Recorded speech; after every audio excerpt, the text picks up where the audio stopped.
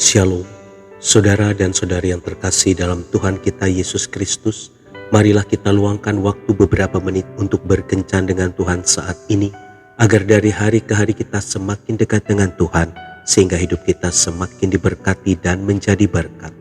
Pembacaan dari kitab Mazmur bab 78 ayat 19 sampai dengan 20. Mereka berkata terhadap Allah, "Sanggupkah Allah menyajikan hidangan di padang gurun?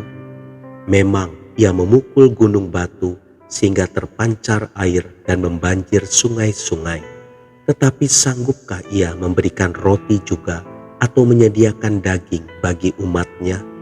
Demikianlah sabda Tuhan, syukur kepada Allah. Saudara dan saudari yang terkasih dalam Tuhan kita Yesus Kristus, ketika bangsa Israel telah menyeberangi Laut Merah dan memasuki padang gurun Sin, maka bersungut-sungutlah mereka karena kelaparan. Mereka menyalahkan Musa serta mempertanyakan kuasa Tuhan. Bukankah ini merupakan pertanyaan yang bodoh? Mereka adalah saksi mata akan kehebatan Tuhan dengan membelah Laut Merah dan gunung berbatu, namun gagal mempercayakan perut mereka kepada Tuhan.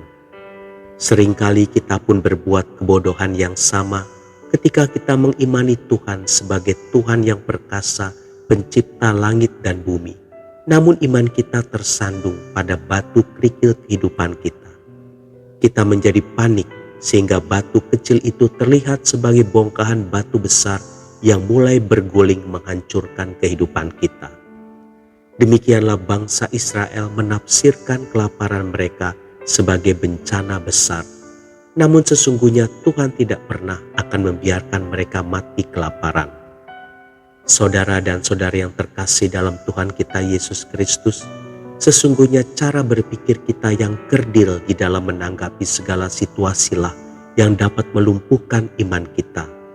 Kelaparan telah membuat bangsa Israel melihat kematian, sementara kita melihat batu kecil menjadi sebongkah batu besar yang menutupi jalan yang ada di hadapan kita.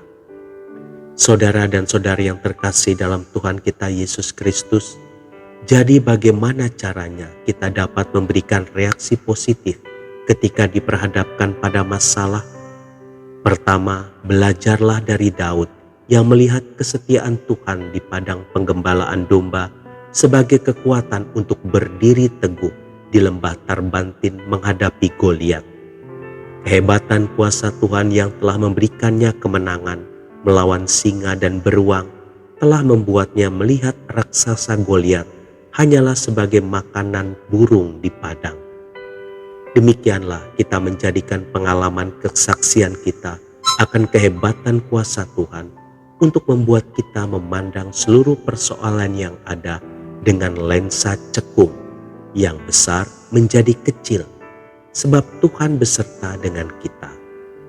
Jangan lihat besarnya masalah, tetapi lihatlah besarnya kuasa Tuhan. Kedua, yakinlah bahwa Tuhan bekerja di dalam segala perkara untuk mendatangkan kebaikan bagi kita. Tahukah kita bahwa jalan terbaik untuk membawa kita kepada kedewasaan rohani adalah melalui rintangan dan kesukaran? Sebab melalui itu semua kita ditempa, diajar, dibentuk dan dipulihkan sehingga kita mengalami pembentukan yang indah dalam manusia rohani kita.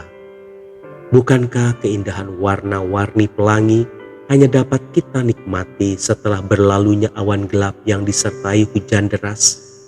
Bila kita mau menyingkirkan segala kepicikan dan kekerdilan cara berpikir kita, maka kita akan dapat menemukan jalan-jalan Tuhan di dalam setiap tantangan kehidupan kita.